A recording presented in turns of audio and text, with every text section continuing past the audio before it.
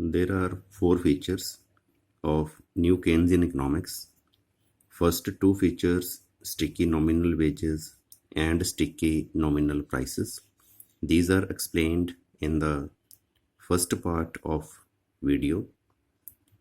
In this part, we will study third and fourth feature, sticky real wages and coordination failure.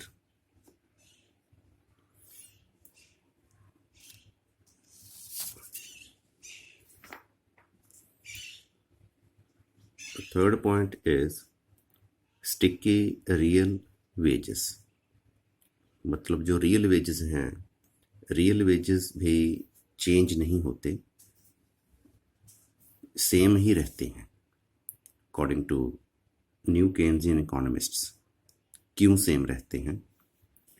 There are four main approaches to real wage rigidities. Real wage rigid होना, same रहना, change ना होना, इसके लिए चार approaches हैं, four approaches, और you can say four models हैं और फोर थ्योरीज हैं. छोटे छोटे ये थ्योरीज हैं. First is asymmetric information model. Asymmetric information means some persons have more information about some things than others. asymmetric information का मतलब होता है जैसे एक आदमी के पास ज़्यादा इन्फॉर्मेशन हो, दूसरे के पास कम हो. इसको हम माइक्रो इकोनॉमिक्स में asymmetric इंफॉर्मेशन में सेकंड हैंड कार की एग्जांपल लेके स्टडी करते हैं. जो सेकंड हैंड कार का सेलर है, that person knows better about the condition of the car than the buyer of that car. This type of situation is known as asymmetric information. जब एक suppose seller के पास information ज़्यादा है, buyer के पास information कम है, तो दो पार्टीज में से जब दोनों पार्टीज के पास बराबर इंफॉर्मेशन ना हो, सिमेट्रिक इंफॉर्मेशन ना हो, that is known as asymmetric information. This concept is used in labour market model by Grossman and Hart. Sanford Grossman is a professor of economics at University of Pennsylvania, USA. He holds a PhD degree in economics from University of Chicago, USA. Oliver Hart is a professor of economics at Harvard University, USA. He received the Nobel Memorial Prize in Economic Sciences in 2016. Both Grossman and Hart presented this model of asymmetric information in a paper on implicit contracts under asymmetric information in 1983, appeared in Quarterly Journal of Economics, Volume 98, Supplement Issue. This paper is about 34 pages. उसमें इन्होंने ये अपना topic explain किया है.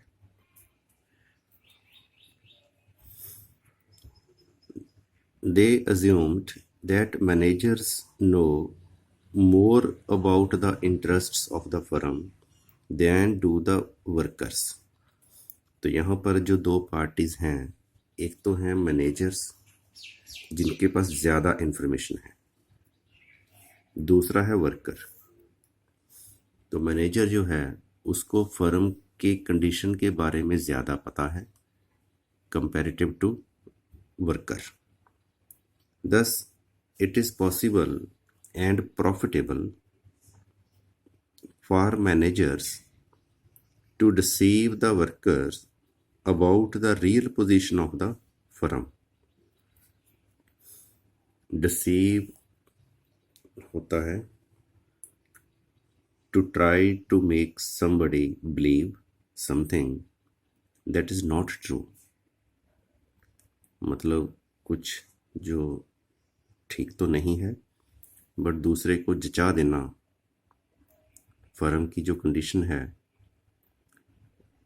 जैसी है उसके अलावा जैसी फर्म की कंडीशन मैनेजर वर्कर को बताना चाहते हैं ताकि वर्कर जो हैं वो थोड़े अंडर कंट्रोल रहें, ज़्यादा वेज की डिमांड ना करें, तो मैनेजर को फर्म की कंडीशन सही वर्कर को नहीं बताते वो।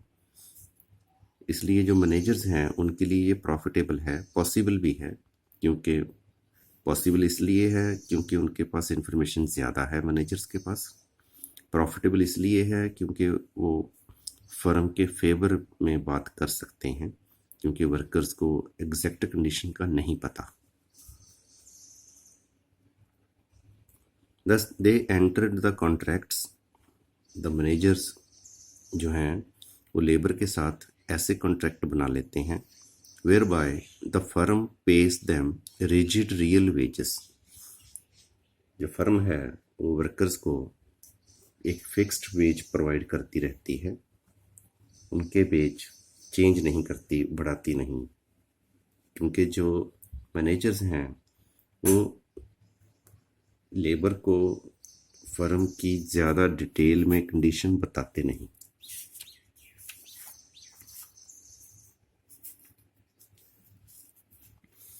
This was the reason according to asymmetric information कि जो रियल वेज है वो सेम क्यों रहती है। The one reason is asymmetric information. The second reason is implicit contract theory. This is the implicit contract theory. This theory is developed by two American economists, Bailey and Azarides. Azarides, this is I.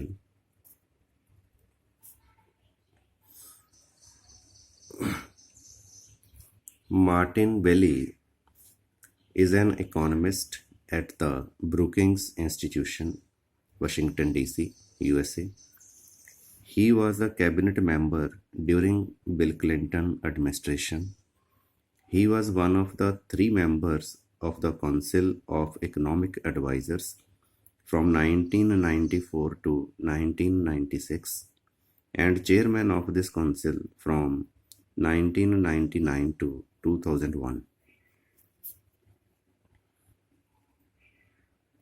Kostas Azariadis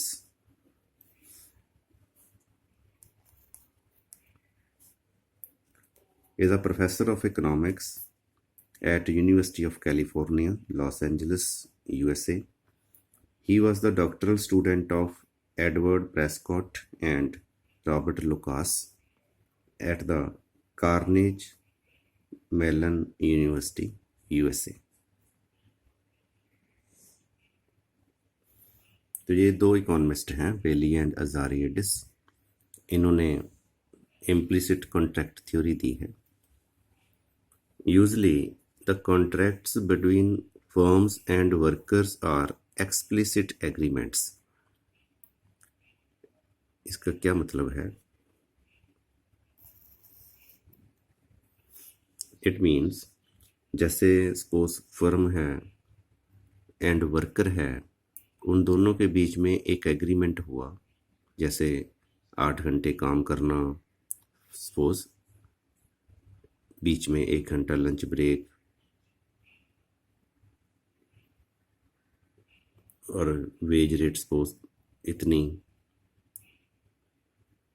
काम ये वाले काम, ऐसे एक agreement हो गया। ये जो सारी बातें हो गई, डिस्कस हो गई, आपस में एग्रीमेंट जो कर लिया जिस जिस चीज़ के ऊपर, टाइम के ऊपर, वेज रेट के ऊपर, वर्क के ऊपर, वर्किंग कंडीशन के ऊपर, जो भी एग्रीमेंट लेबर एंड फर्म के बीच में हुआ उसको कहते हैं एक्सप्लिसिट एग्रीमेंट, जो क्लियर है, दिखता है कि इस चीज के ऊपर एग्रीमेंट हुआ। But often there are other dimensions that are not written in the actual contracts. पर जब हम देखते हैं कि काम के समय कुछ ऐसे काम भी होते हैं जो एग्रीमेंट में नहीं आते, बट फर्म लेबर को बोल देते हैं भी चलो ये कर दो, तो वो लोग वर्कर वो काम भी कर देते हैं। These dimensions are called implicit contracts. इसको कहते हैं इम्प्लिसिट कॉन्ट्रैक्ट। ऐसे ही फर्म थोड़ा बहुत लेबर को एक्स्ट्रा बेनिफिट भी दे सकती है जो कि एक्सप्लिसिट एग्रीमेंट में नहीं था, उसको भी हम इम्प्लिसिट कॉन्ट्रैक्ट बोल सकते हैं। अगर हम इसको इंडिया की एग्जांपल के लेके समझें, सपोज किसी की कोई फर्म है, उसमें लेबर काम करती है, तो उस लेबर से उन्होंने थोड़ा बहुत अपना घर का काम भी करवा लिया। सपोज फर्म ने कभी कभी लेबर को सपोज दिवाली टाइम या किसी और टाइम कोई एक्स्ट्रा गिफ्ट्स दे दिए। These things were not written in the explicit contracts, these are called implicit contracts. Workers and firms enter into implicit contracts concerning job insurance and income. अब ये जो worker हैं, फर्म्स हैं, ये implicit contract कैसे इनमें हो जाते हैं, कैसे ये एक दूसरे की एक्सप्लिसिट के बाहर एक्सप्लिसिट एग्रीमेंट से एक्स्ट्रा इम्प्लिसिट हेल्प कर देते हैं due to job insurance and income, because workers are risk averse with respect to income. क्योंकि जो वर्कर्स हैं वो अपनी इनकम का रिस्क नहीं लेना चाहते। अगर फर्म ने कभी उनको कुछ एक्स्ट्रा काम बोल भी दिया तो वो फर्म को नाराज़ नहीं करना चाहते। इससे अच्छा वो समझते हैं कि ये काम कर दो, कोई प्रॉब्लम नहीं है, कुछ नहीं होता, ताकि उनकी जो इनकम है, जॉब है, वो परमानेंट बनी रहे। उनकी इनकम ये ना हो कि फर्म उनको निकाल दे या फर्म उनके साथ वेज इंक्रीज वाला बिहेव ना करे। इसलिए वो कोशिश करते हैं कि किसी ना किसी तरीके से हम फर्म के साथ जुड़े रहें ताकि हमारी जो इनकम है वो स्टेबल बनी रहे। क्योंकि जो वर्कर्स हैं वो इनकम को लेके कोई रिस्क नहीं लेना चाहते। Workers dislike the risk arising from income and fluctuations of employment more than the firms. तो वर्कर्स जो हैं वो अपनी इनकम स्टेबल रखने में ज़्यादा कोशिश करते हैं।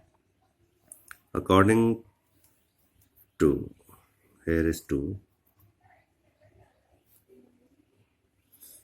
according to Bailey and Azaridis, this is I, such contracts lead to rigidity in real wages. अब ऐसे कॉन्ट्रैक्ट्स में जो रियल वेज हैं वो रिजिड हो जाते हैं, चेंज नहीं होते। that are not affected by fluctuations in business conditions and employment levels during a recession. तो रिसेशन के टाइम पे भी और रिकवरी के टाइम पे भी ये फिर जो वेज रेट है वो चेंज नहीं होती due to these implicit contracts.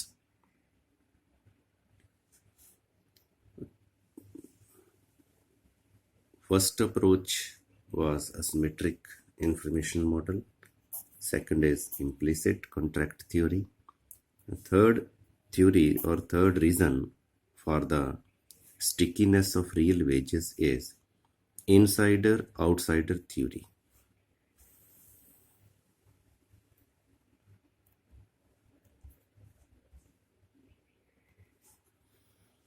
This theory of labor market was developed by A. Lindbeck.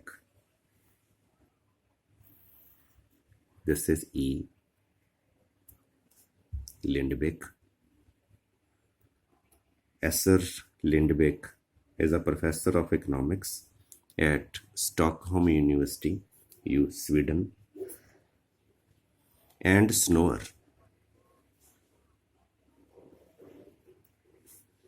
Dennis Snower is a professor of economics at Harty School, Germany.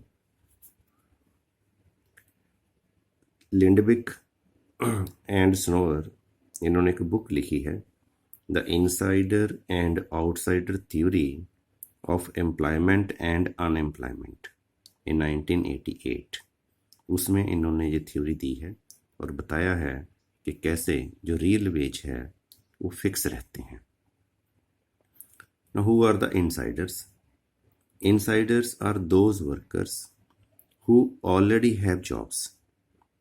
तो जो जॉब्स में हैं, सपोज करो ये कोई फर्म है, इस फर्म के अंदर जो लोग जॉब कर रहे हैं, और सपोज ये 3-4 फर्म्स हैं,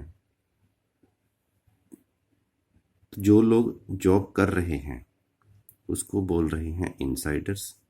जो जॉब के बाहर हैं, unemployed. Outsiders are those who are unemployed in the labor market. So these are the outsiders, these are the insiders. मतलब जो जॉब में हैं वो हैं इनसाइडर, जिनको जॉब नहीं मिला वो हैं outsiders. You can say employed workers insiders, unemployed workers outsiders. Insiders are represented by unions, अब इनकी यूनियन है बनी हुई, who have more say in wage bargaining than the outsiders. तो जब भी वेज डिसाइड होते हैं यूनियन और फर्म के बीच में, तो इस यूनियन की जो से है, इन वर्कर्स की जो से है, बार्गेनिंग पावर है वेज डिसाइड करने में, वो ज़्यादा है कंपैरेटिव टू दीज वर्कर्स जो कि बाहर हैं, क्योंकि ये इतने स्ट्रॉन्ग यूनियन वाले नहीं हैं बिकॉज ऑफ द अनएम्प्लॉयमेंट। अब अनएम्प्लॉयमेंट होने की वजह से ये किसी भी रेट पे काम करने को रेडी हो जाएंगे, इसलिए ये ज़्यादा प्रेशर नहीं बना सकते फर्म के ऊपर हाई वेज के लिए, बट इनसाइडर्स बना सकते हैं। Unions negotiate the real veg with firms. अब ये जो यूनियन है जो फर्म के साथ रियल वेज जब डिसाइड करते हैं, set it higher than the market clearing level, तो ये अपने प्रेशर की वजह से, बार्गेनिंग पावर की वजह से जितनी वेज रेट मार्केट लेवल पे होनी चाहिए, इक्विलिब्रियम लेवल पे होनी चाहिए, उससे ज़्यादा फिक्स करवा लेते हैं। क्यों? So that the outsiders are excluded from the jobs leading to involuntary unemployment, ताकि जो फर्म है उसको लगे कि लेबर महंगी है, वो इन लेबरर्स को भी काम पे मत ना लगाए, ताकि जो आउटसाइड ही रहें। इसलिए जो इनसाइडर्स हैं वो अपनी जो सैलरी है, वेज है, वो ज़्यादा फिक्स करवा लेते हैं। तो ये जो बाहर लोग हैं ये काम करने के लिए रेडी हैं, बट इनको काम मिल नहीं रहा, इसलिए हम इनको बोल रहे हैं इनवॉलंटरी अनएम्प्लॉयड। अब फर्म वेज ज़्यादा होने की वजह से इनको काम पे नहीं लगा रही आउटसाइडर्स को।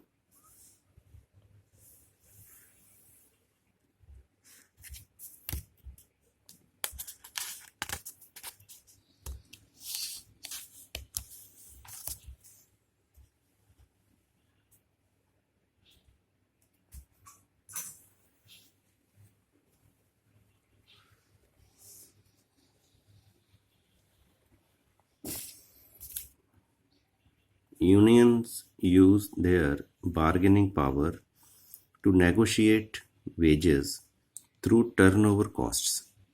अब ये जो वेज अपने फेवर में करवा लेती है यूनियन, वो कैसे करवा लेती है? Due to turnover cost. Turnover cost क्या होती है? Turnover costs relate to the costs of firing, hiring and retaining new workers। अब टर्नओवर कॉस्ट क्या है? सपोज करो जो इनसाइडर्स हैं, इनसाइडर्स वेज मांग रहे हैं 500। अब फर्म सपोज कहे कि हमने तो 500 वेज नहीं देना, 400 देना है, तो वर्कर्स को हटाना पड़ेगा। न्यू वर्कर हट जाएंगे, वो कहेंगे हमने तो 500 लेनी है, अदरवाइज हमने काम नहीं करना। तो वर्कर्स हट जाएंगे, फर्म वर्कर्स को हटा देगी, नए वर्कर्स अपॉइंट करेगी। नए वर्कर्स को फिर फर्म अपनी कोशिश करेगी कि वो टिके रहें काम पे, ताकि फर्म चलती रहे। इसलिए ये जो सारा प्रोसेस है, इसको अवॉइड करने के लिए, क्योंकि ये भी टेंशन है, अब ये फैक्ट्री वर्कर को हटाओगे, नए वर्कर को रखोगे, उसको टिका के रखोगे, तो ये सारा जो लॉस है इस टाइम, क्योंकि जब ये सारा कुछ होगा, फायरिंग, हायरिंग, रिटेनिंग, तो उस टाइम फैक्ट्री थोड़ी बहुत डिस्टर्ब होगी, नहीं चल पाएगी थोड़ा टाइम। ये सारा इन्वॉल्व होता है टर्नओवर कॉस्ट में। तो इस कॉस्ट को अवॉइड करने के लिए जो फर्म है वो वर्कर्स की डिमांड हाई वेज वाली 500 रुपये वाली मान लेती है। These costs prevent the firms to employ outsiders in place of insiders। तो ये टर्नओवर कॉस्ट की वजह से जो फर्म है वो नए वर्कर्स को नहीं रख पाती, इनसाइडर्स को नहीं रख पाती, आउटसाइडर्स की जगह। Unions can also prevent the entry of outsiders.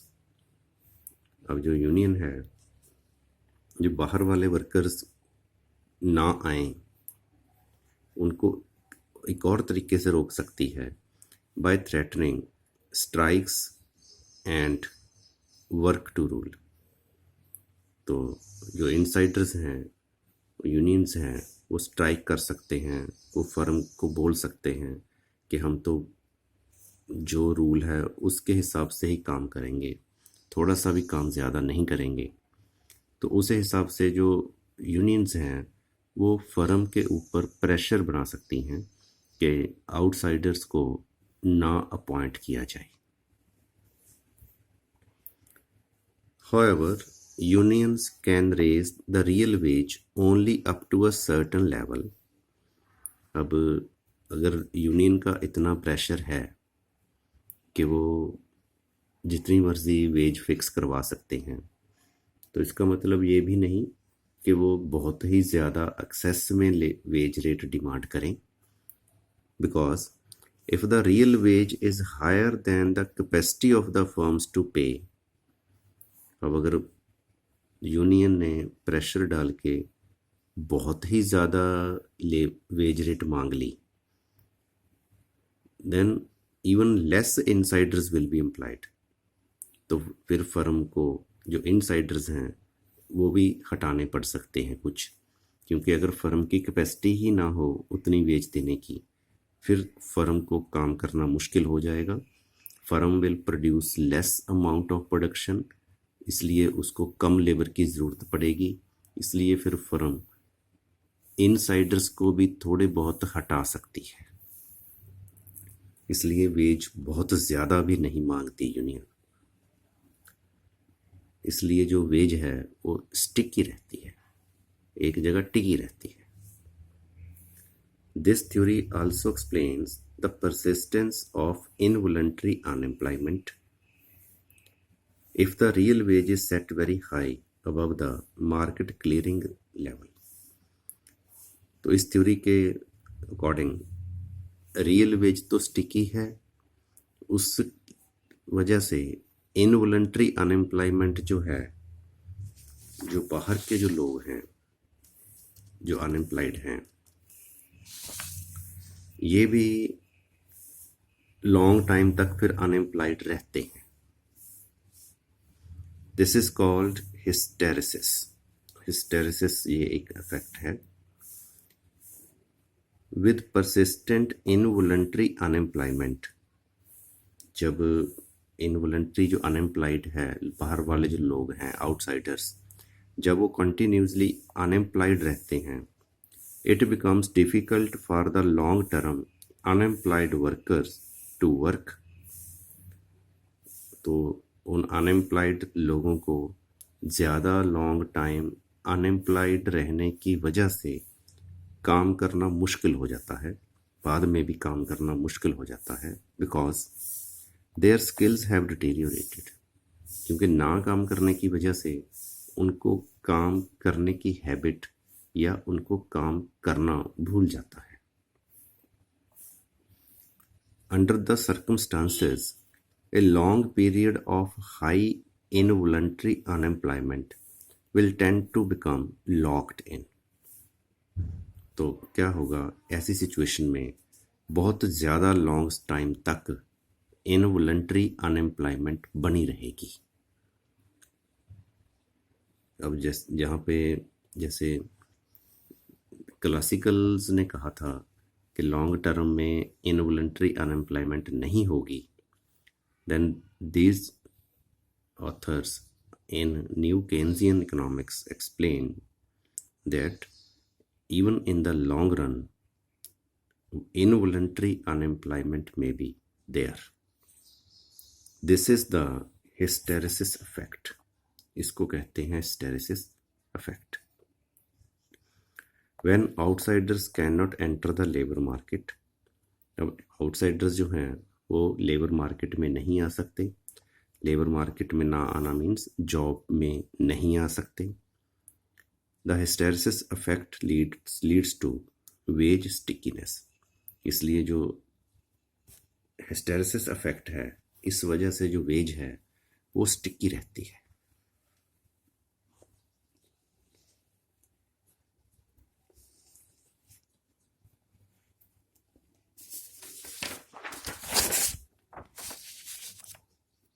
क्योंकि इसमें क्या हुआ, जो लेबर यूनियंस हैं इन्होंने बाहर वाले लेबरर्स को आने नहीं दिया। इट मीन्स लेबर की सप्लाई फिक्स रही, बढ़ने नहीं दिया लेबर की सप्लाई को, इसलिए वेज स्टिकी हो गया। This was the third reason, insider outsider theory.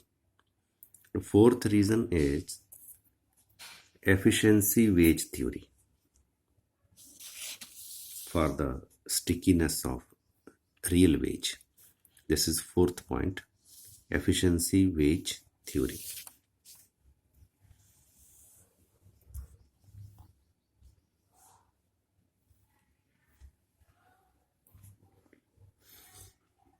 In New Keynesian economics,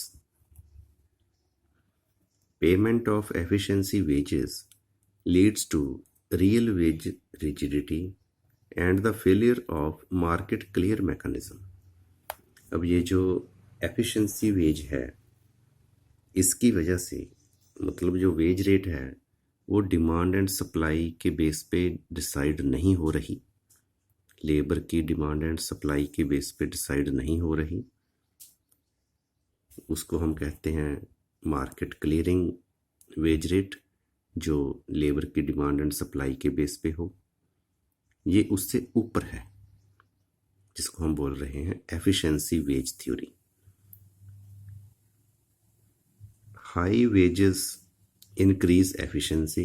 अब जब उनको इक्विलिब्रियम से ज़्यादा वेज मिलेगी तो उससे वर्कर्स की एफिशिएंसी बढ़ जाती है and productivity of the workers.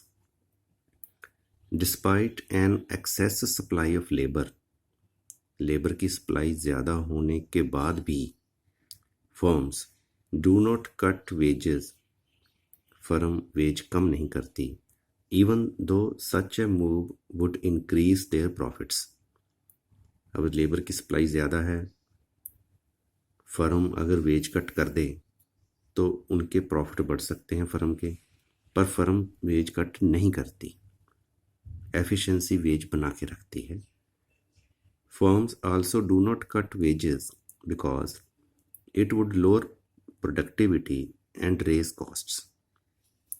अब अगर फर्म ने वेज कम कर दी तो वेज कम होने से लेबर की एफिशिएंसी प्रोडक्टिविटी कम हो जाएगी, उससे भी फर्म को लॉस होगा. So it is in the interest of firms to set the real wage above the market clearing level. इसलिए जो फर्म के बेनिफिट में है, इंटरेस्ट में है कि वो वेज रेट को मार्केट क्लियरिंग से ज़्यादा रखे. मतलब जो मार्केट क्लियरिंग वेज है, डिमांड सप्लाई के बेस पे जो वेज है, उससे ज़्यादा वेज रेट रखी जाए.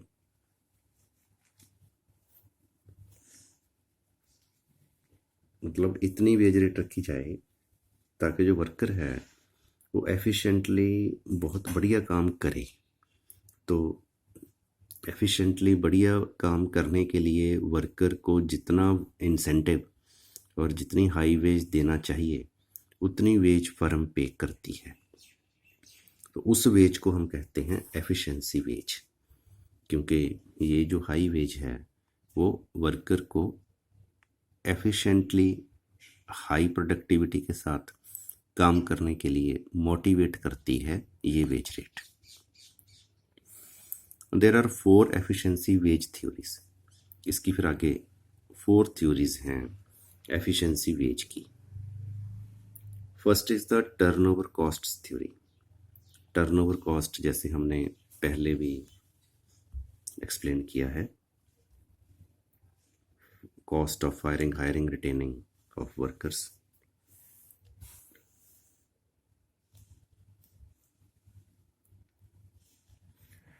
According to this theory, the real wage is set to minimize turnover costs of firms.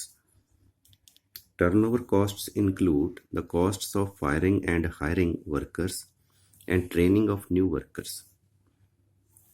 अब जो रियल वेज रखी जाती है, सेट की जाती है, हाई सेट की जा रही है, एफिशिएंसी वेज रखी जा रही है, डिमांड सप्लाई से ज़्यादा वेज रखी जा रही है, वो इसलिए रखी जा रही है ताकि टर्नओवर कॉस्ट को मिनिमाइज किया जा सके. टर्नओवर कॉस्ट क्या है? आपकी फर्म में जो लेबर काम करती है वो आपसे ज़्यादा वेज डिमांड कर रही है, आप सपोज उनको निकाल दो, उनकी जगह नए वर्कर रखो, फिर नए वर्कर्स को एफिशिएंट बनाओ, ट्रेनिंग दो. तो ये जो सारा काम है,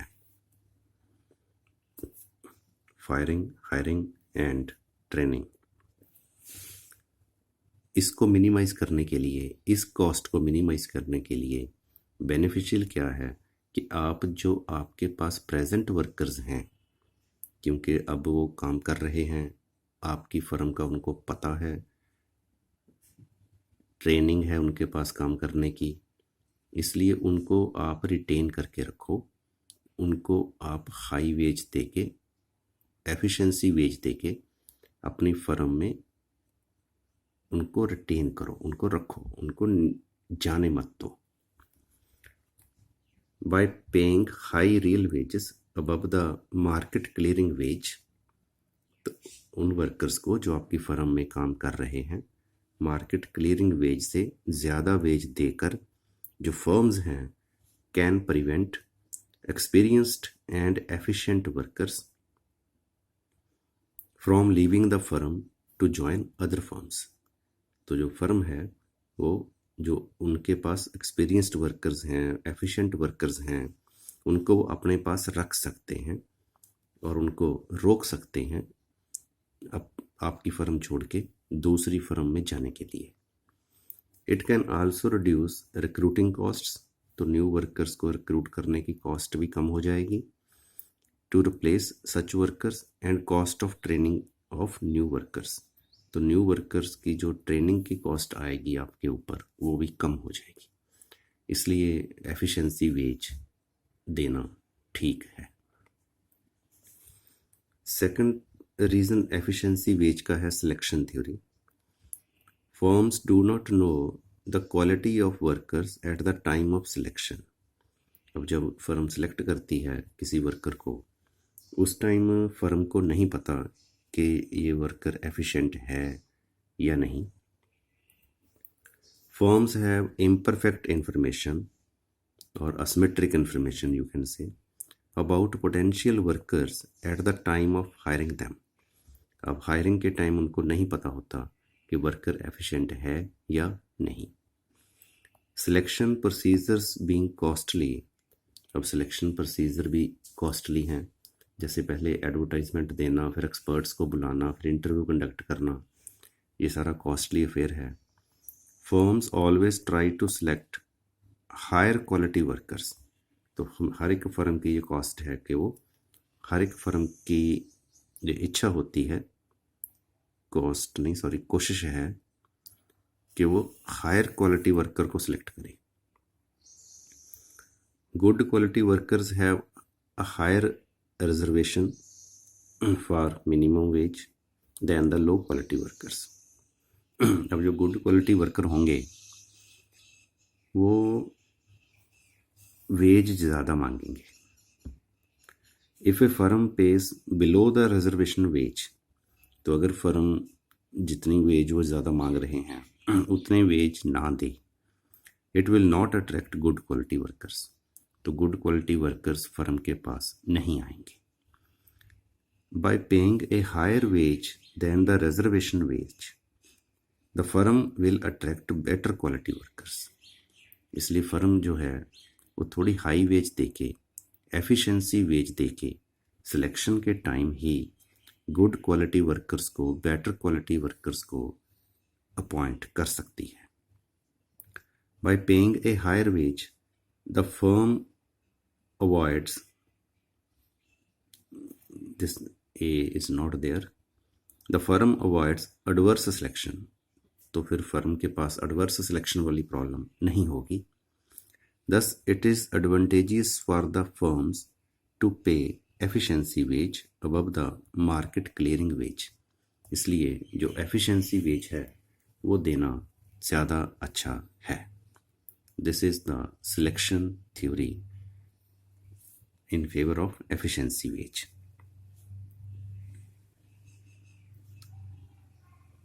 Another reason of the efficiency wage is on the job efficiency or gift exchange theory.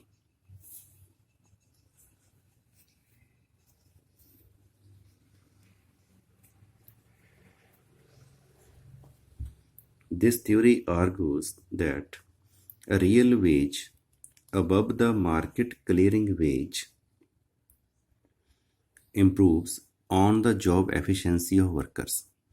इस थ्योरी के अकॉर्डिंग जब हम वर्कर को मार्केट से ज़्यादा वेज देते हैं तो उनकी जॉब में आकर ऑन द जॉब जो एफिशिएंसी है वो बढ़ जाती है.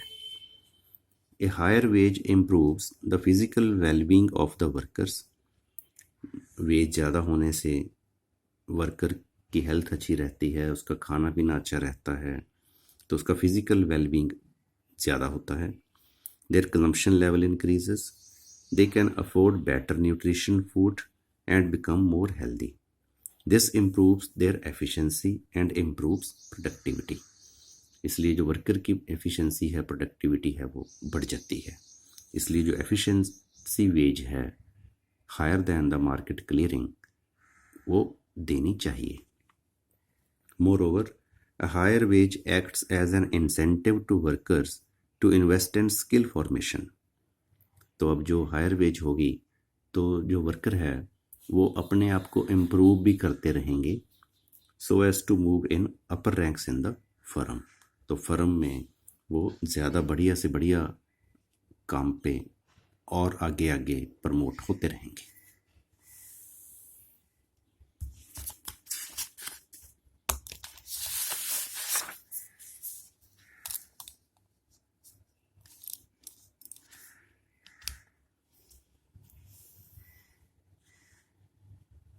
Fourth argument in favor of efficiency wages. This is the shirking theory. This theory assumes that firms cannot easily monitor the work efforts of workers. इस थ्योरी के अकॉर्डिंग जो firms हैं वो जो वर्कर है, वर्कर कितना ज़्यादा मेहनत से काम कर रहा है, कितना ज़्यादा कमिटेड है, कितनी उसके वर्क एफर्ट्स हैं काम करने के, वो मन से काम कर रहा है या नहीं, खुशी से काम कर रहा है या नहीं, शौक़ से काम कर रहा है या नहीं, ये चीज़ें पता करना फर्म के लिए इजी नहीं है। And that workers themselves decide how hard to work. अब ये वर्कर के ऊपर डिपेंड करता है कि वो फर्म में आकर कितने ज़्यादा कमिटमेंट से, कितनी ज़्यादा मेहनत से काम कर रहा है। 2 options are available to a worker, shirking and no shirking. अब वर्कर के पास 2 ऑप्शन है, या तो वो मेहनत से काम ना करे, बचे, या फिर वो पूरी मेहनत से काम करे, शर्किंग ना करे, शौक़ से काम करे, एफर्ट्स लगाकर काम करे, अपनी मर्जी से बढ़िया काम करे। शर्किंग वर्कर्स, अब जो शर्किंग वर्कर हैं, जो काम से बच रहे हैं, जिनको हम कामचोर बोलते हैं, if caught by the management are fired and dismissed. तो जो शर्किंग वर्कर है, अगर मैनेजमेंट उनको पकड़ ले कि वो काम नहीं कर रहे, तो उनको हटाया जा सकता है। Workers know that if fired, workers को पता है कि अगर निकाल दिया, they are not likely to get employment immediately at the existing wage. तो जो भी वेज उनको मिल रहे हैं प्रेजेंटली, तो एकदम उनको नई जॉब सेम वेज वाली नहीं मिलेगी। The firm can encourage workers not to shirk work by paying a higher wage. इसलिए जो फर्म है, फर्म उन वर्कर्स को प्रमोट करती है ताकि वो मेहनत से काम करें, शर्किंग ना करें, एफिशिएंसी वेज देकर, इक्विलिब्रियम से ज़्यादा वेज देकर। क्योंकि सपोज करो इक्विलिब्रियम वेज है 500, फर्म ने वेज दे दी 700, तो वर्कर को पता है कि अगर मैं मेहनत से काम नहीं करूँगा, शर्किंग करूँगा, तो मुझे निकाल देंगे और मार्केट में मुझे फिर जॉब मिलेगी 500 के ऊपर, और वो भी एकदम तो मिलेगी नहीं। अब मेरे को मिल रहे हैं 700, देन वाई टू शर्क, मेहनत से काम कर लो। Thus, a wage at which no shirking occurs is an efficiency wage. Having a job at a higher wage is advantageous to workers than being unemployed.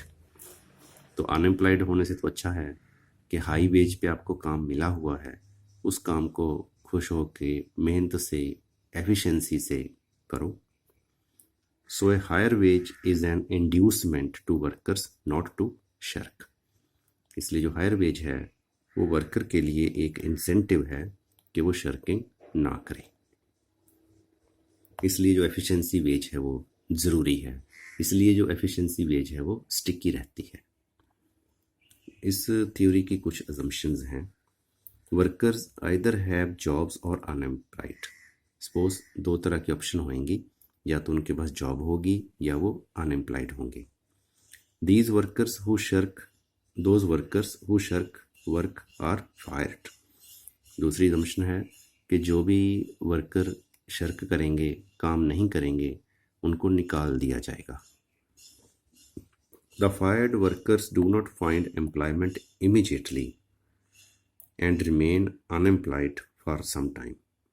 और जिन वर्कर्स को निकाला जाएगा, उनको suppose एकदम एम्प्लॉयमेंट नहीं मिलेगी, कुछ देर उनको फिर अनएम्प्लॉयड ही रहना पड़ेगा, और सेम वेज रेट पे तो एम्प्लॉयमेंट मिलेगी ही नहीं।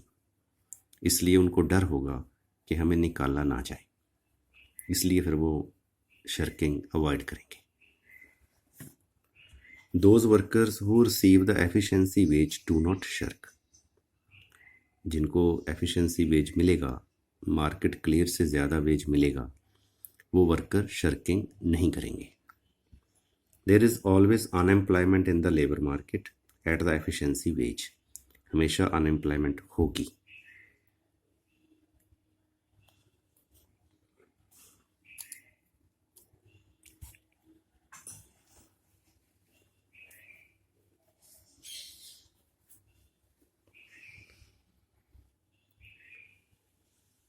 This theory, shirking theory, is explained in this diagram. We are drawing this diagram again for the better understanding.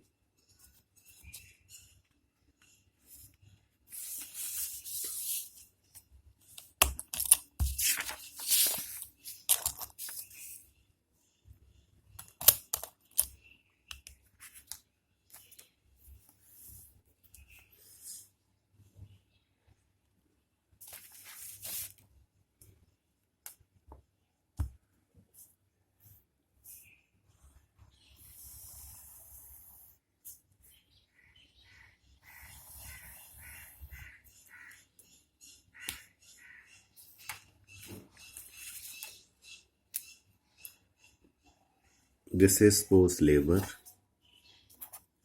and this is wage rate W. This is suppose demand for labor DL.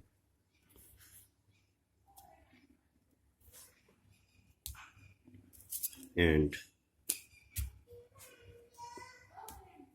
this is suppose supply of labor SL. Both demand and supply are equal at this point E1. Equilibrium units of labor employed. This is equilibrium wage rate. This is suppose L1 and this is W1. This is the initial equilibrium.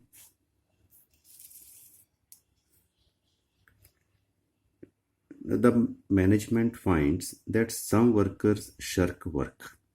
Suppose management ने देखा कि कुछ workers हैं जो shirk कर रहे हैं. So they are fired. उनको निकाल दिया.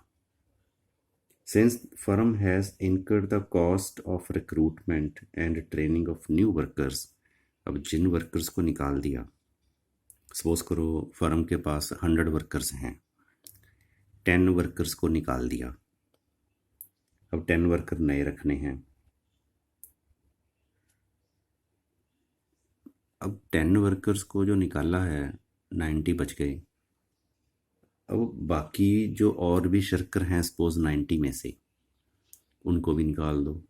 तो उसमें क्या होगा, उसमें फर्म को नए वर्कर रखने पे, उनकी ट्रेनिंग पे खर्चा आएगा.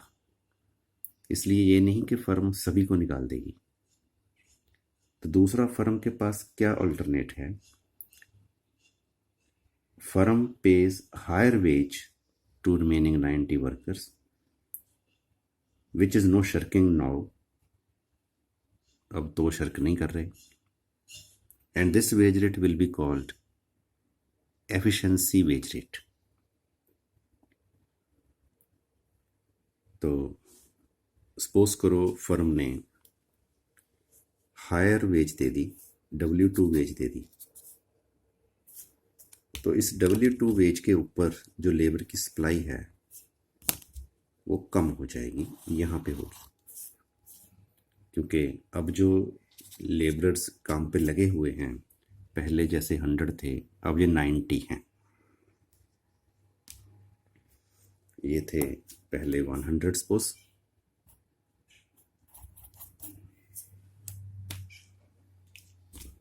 अब ये हैं suppose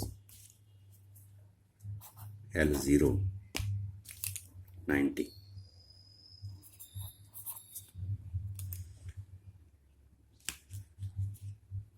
This is suppose E0.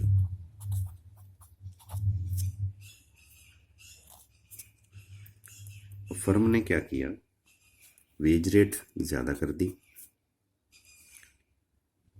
This wage rate W2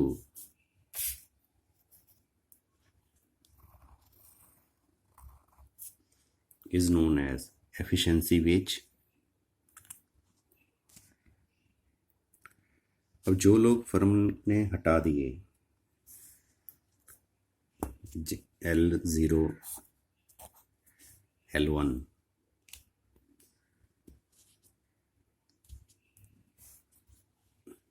10 बंदे जो हटाए हैं, they are known as shirker labourers.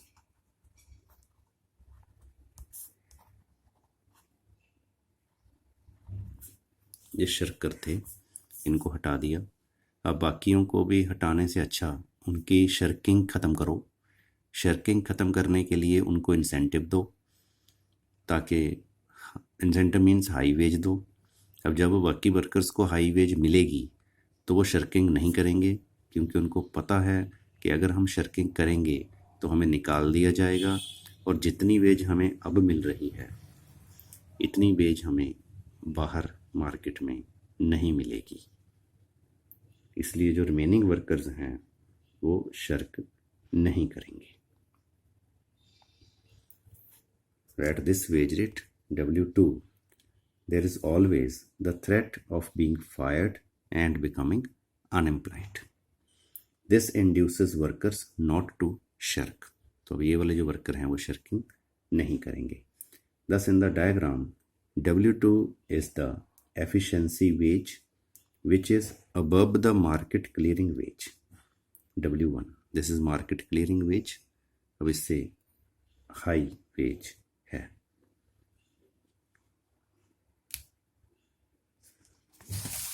This was all about our third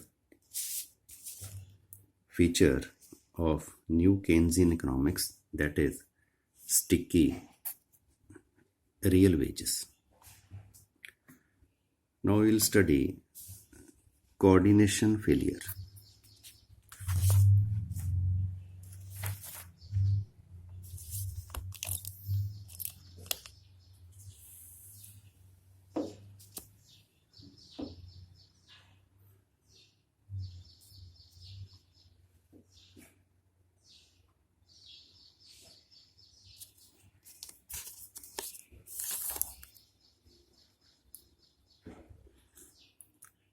The concept of coordination failure is given by R. Cooper and A. John in 1988.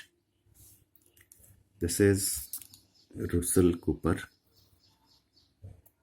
Professor of Economics at Pennsylvania State University, USA, and Andrew John is Associate Professor of Economics at Melbourne Business School, Australia.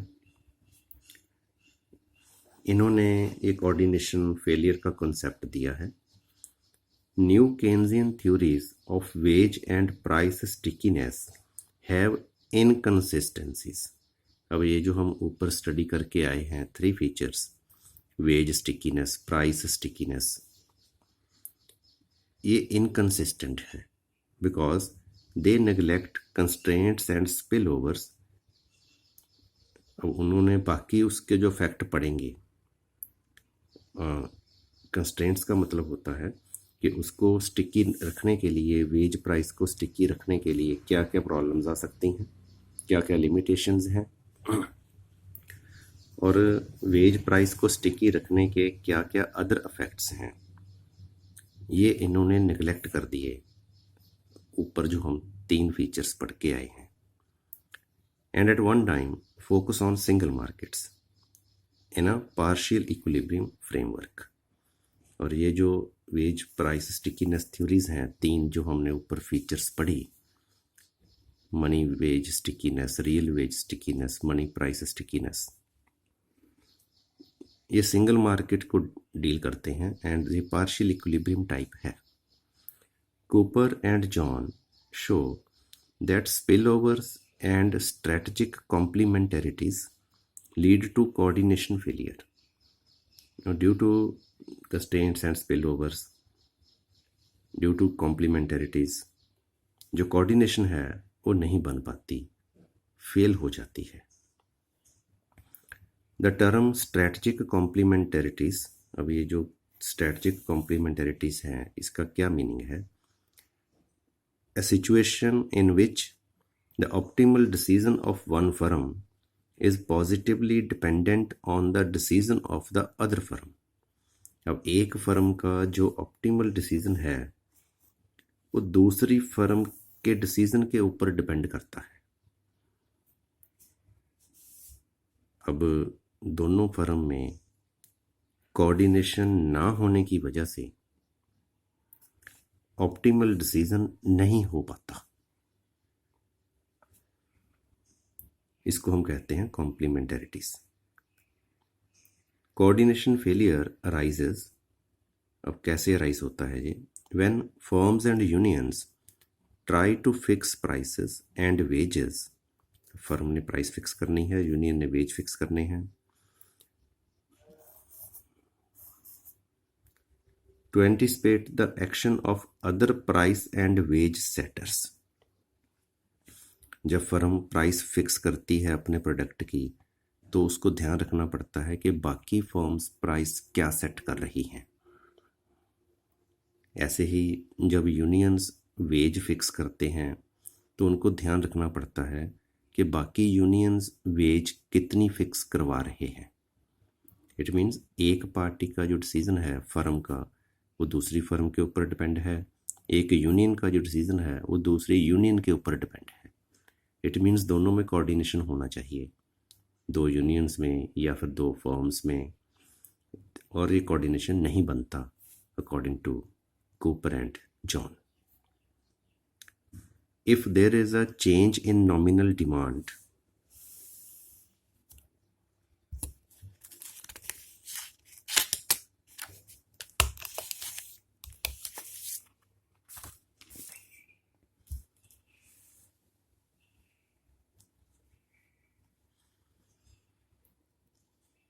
no firm will have an incentive to change its price exactly in the same proportion unless it believes that other firms will do so immediately. तो अगर demand change हो जाए तो एक जो firm है वो उतनी देर प्राइस को चेंज नहीं करेगी जितनी देर उसको ये यकीन ना हो कि बाकी भी चेंज करेंगे। क्योंकि अगर एक ने प्राइस चेंज की बाकियों ने ना की, फिर कोई ज़्यादा बेनिफिट शायद इस फर्म को ना मिले जिसने प्राइस चेंज की। सिमिलरली ऐसे ही अगर हम यूनियंस को देखें, unions bargaining for wages will be concerned about the wages other unions में नेगोशिएट।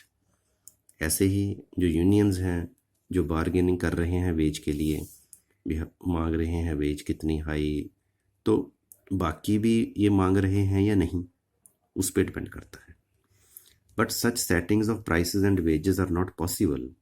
अब सारे यूनियंस का आपस में कोऑर्डिनेशन होना या फिर सारी फर्म्स का आपस में कोऑर्डिनेशन होना, ये पॉसिबल नहीं होता, and that led to coordination failure. इसलिए कोऑर्डिनेशन फेलियर हो जाती है। इसको ये गेम थ्योरी टाइप समझाया है, प्रिजनर डायलेमा टाइप है ये। Suppose there are two firms A and B. अब दो फर्म्स हैं A and B, producing related goods, दोनों की गुड्स मान लो सेम है। हुज डिमांड फॉल्स, मान लो डिमांड उनकी कम हो गई। Each firm has to decide how much price it should cut so as to maximise its profits.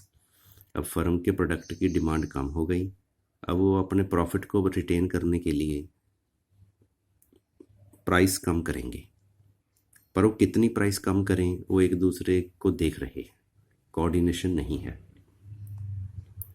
This decision by a firm will depend on the decision made by other firm. तो एक firm जो decision लेगी वो कौन सा decision ले, price कम करने का ना कम करने का, वो डिपेंड करता है कि दूसरी फर्म कौन सा डिसीजन ले रही है। इसलिए ऐसे ही जब इसने डिसीजन लेना है तो डिपेंड करता है कि ये फर्म कौन सा डिसीजन ले रही है। But the price strategy chosen by one is not known to the other firm.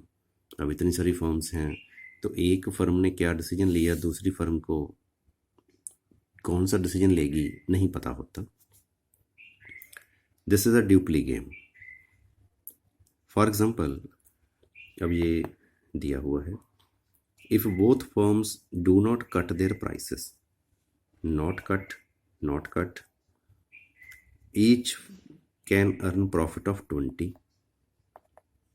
If both firms cut prices, price cut, then each firm can earn the profit of 50. ये जो first value है A की, A firm की first value, जो second value है ये है firm B की second value.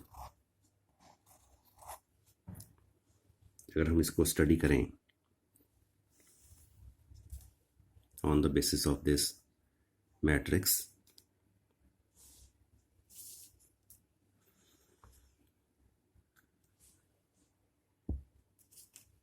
If firm A cuts price, अब फर्म ए अगर प्राइस कट करे,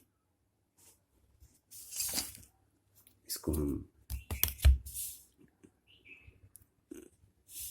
ऐसे देखो, only first line, A firm ने प्राइस कट कर दी, only first line. If firm A cuts the price, firm A will earn high profit of ₹50।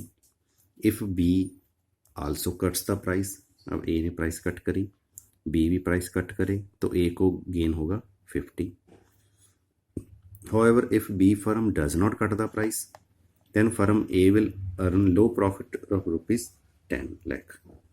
अगर B ने प्राइस कट ना करी तो A फर्म को 10 प्रॉफिट ही होंगे। तो ये जो एक्सप्लेनेशन है ये है A फर्म की।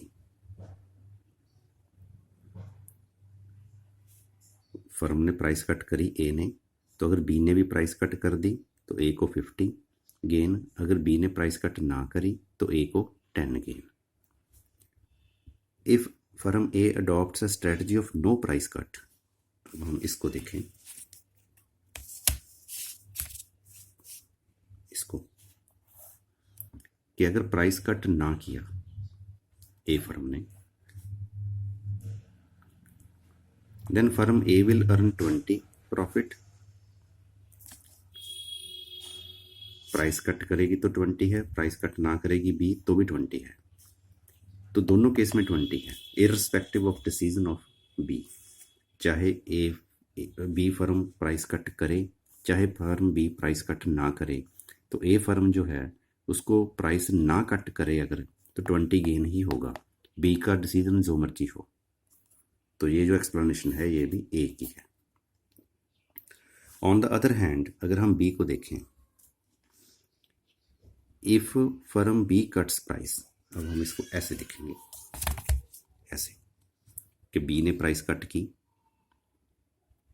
ए ने प्राइस कट करी तो बी को 50 गेन, ए ने प्राइस कट नहीं करी तो बी को 10 गेन।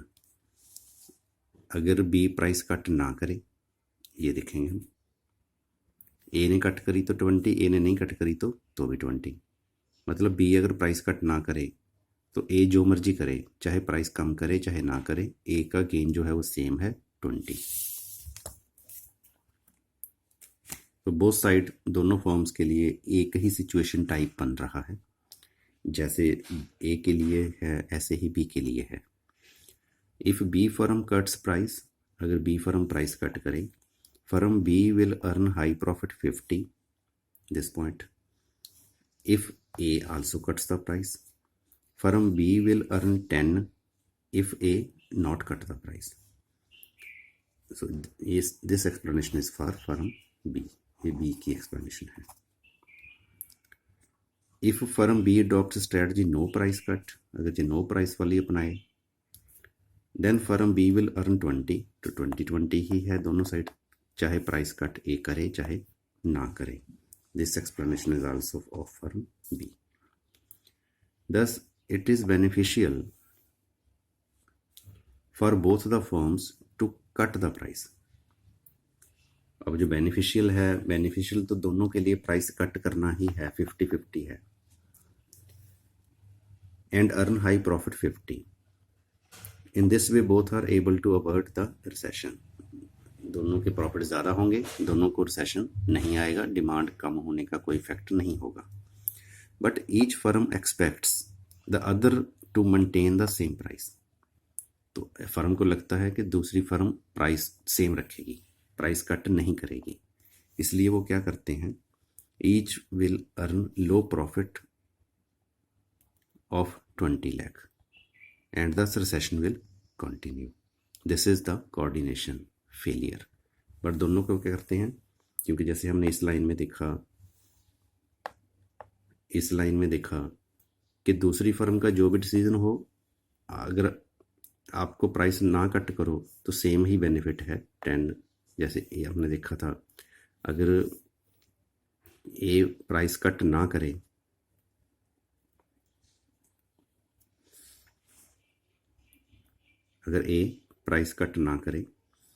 तो बी अगर प्राइस कट करे तो 10 बेनिफिट है, ना करे तो 20 है। जैसे हमने यहाँ पे देखा था, ए ने प्राइस ना कट करने की स्ट्रेटजी अपनाई तो इसको 20-20 गेन ही है।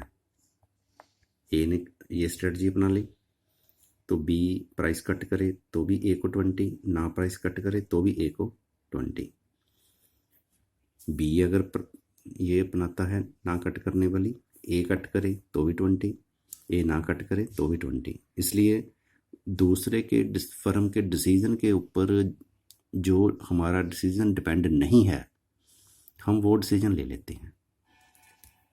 दोनों फर्म क्या करती हैं, प्राइस कट वाली स्ट्रेटजी को छोड़कर प्राइस ना कट वाली स्ट्रेटजी अपना लेते हैं, और दोनों प्राइस जो फर्म्स हैं उनके जो प्रॉफिट हैं वो 20-20 ही रह जाते हैं। जबकि दोनों अगर कोऑर्डिनेशन से चलें, दोनों डिमांड कम होने की वजह से प्राइस कम करके 50-50 कमा सकते हैं। This is the coordination failure feature of new Keynesian economics. So far, we have studied these 4 features. First 2 features are in first part of the video. Third and fourth feature is explained in second part, this part of the video. And for policy implications of new Keynesian economics and for criticism of new Keynesian economics, must watch third part of this video. Thank you.